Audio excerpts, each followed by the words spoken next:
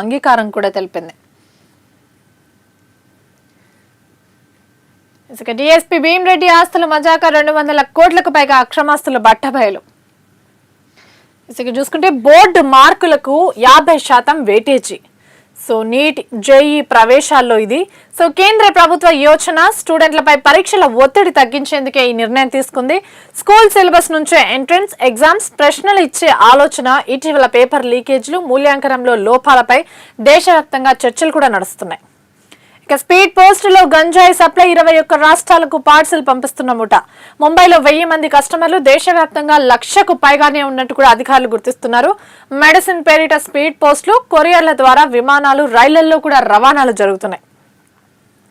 వీటిలో mango, stick, flower అనే codes తో ఆర్డర్లు, డోర్ డెలివరీలు కూడా.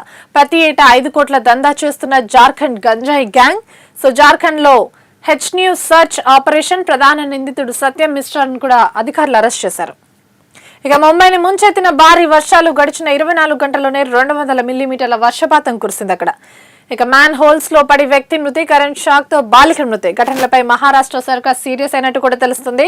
ఈ సందర్భంగా 4 ఆఫీసర్లపై వేటు కూడా పడింది. 5 రోజుల ఆలస్యంగా ఢిల్లీని తాకిన వర్షాలు రాజస్థాన్ లో కూడా రుతుపవనాల ఎంట్రీ ఇచ్చాయి. ఇక ఉత్తరాఖండ్, హిమాచల్, గుజరాత్, యూపీ, పంజాబ్ లో కూడా వానలు దంచి కొడుతున్నట్టే తెలుస్తున్నాయి.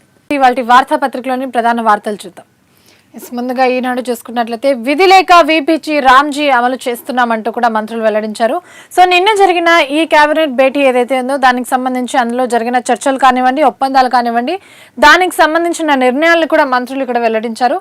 గత్యంతరం లేని పరిస్థితుల్లోనే ఆ నిర్ణయం అయినా దానిపై సుప్రీంకోర్టులో న్యాయ పోరాటం చేస్తాం ప్రభుత్వం తరపున అంటూ కూడా స్పష్టం చేశారు.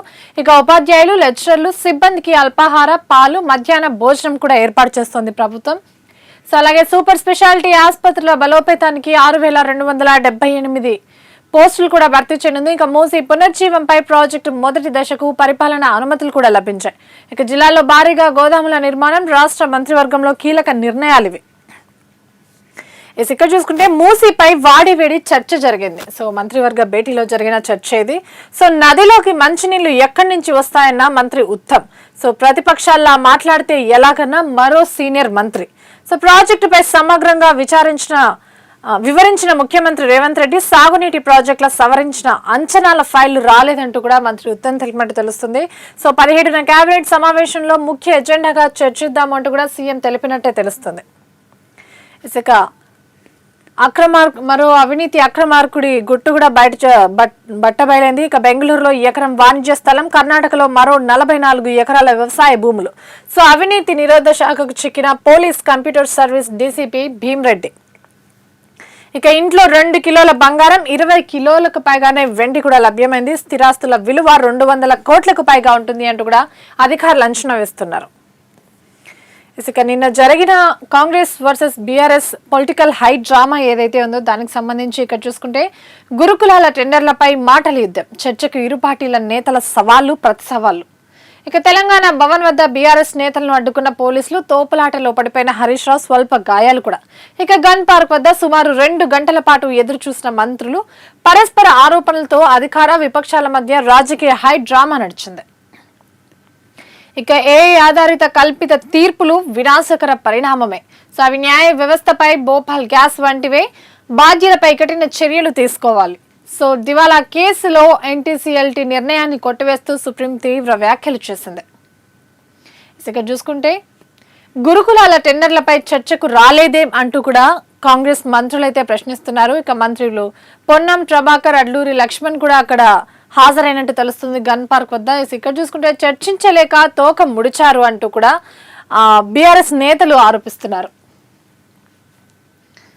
ఇక్కడ కూడా పొలిటికల్ హై డ్రామాకి సంబంధించిన వార్త ప్రధానంగా కనిపిస్తుంది. చర్చ, రచ్చ. అవినీతి, అప్పులపై అధికార ప్రతిపక్ష పార్టీల సవాళ్లు. గన్ పార్క్, తెలంగాణ భవన్ వేదికగా వేడెక్కిన రాజకీయం. ఇక గన్ పార్క్ వద్దకు వచ్చిన 3 మంత్రులు. మరోవైపు తెలంగాణ భవన్ లోనే కేటీఆర్, హరీష్ రావుని పోలీసులు హౌస్ అరెస్ట్ చేశారు. మంత్రి జూపల్లి కోసం అక్కడే వేచి చూసిన కేటీఆర్ తెలంగాణ భవన్ కు వెళ్లకుండా గన్ పార్క్ వద్దకు వచ్చిన జూపల్లి. సవాళ్లు, ప్రతి సవాళ్ల నేపథ్యంలో గన్ పార్క్ కు బయలుదేరిన హరీష్ రావు, కేటీఆర్ ఉద్రిక్తతలో జరిగే అవకాశం ఉండడంతోనే ఇద్దరు నేతల్ని పోలీసులు అడ్డుకున్నట్టు తెలుస్తుంది. ఇక చూసుకుంటే కొన్ని ఆరోపణలు కూడా కనిపిస్తున్నాయి. కుర్చీ, శాలువా రెడీ చేసినా రాలేదు. చర్చకు సవాల్ చేసిన సీఎం, మంత్రులు పారిపోయారు అంటూ కూడా కేటీఆర్ కామెంట్ చేశారు. ఇక టెండర్లు పిలిచిందే 686 కోట్లకు, 2000 కోట్లు అవినీత ఆధారాలతో అసెంబ్లీలో చర్చకు రావాలి అంటూ కూడా మంత్రులు అడ్లూరి లక్ష్మణ్, పొన్నం ప్రభాకర్, అజహర్ కూడా ప్రశ్నిస్తున్నారు. పోలీసులను అడ్డుపెట్టుకుని ముఖం చాటేశారు. ఆరోపణలు నిరూపించలేని జూపల్లి రాజీనామా చేయాలి అంటూ కూడా హరీష్ రావు డిమాండ్ చేశారు.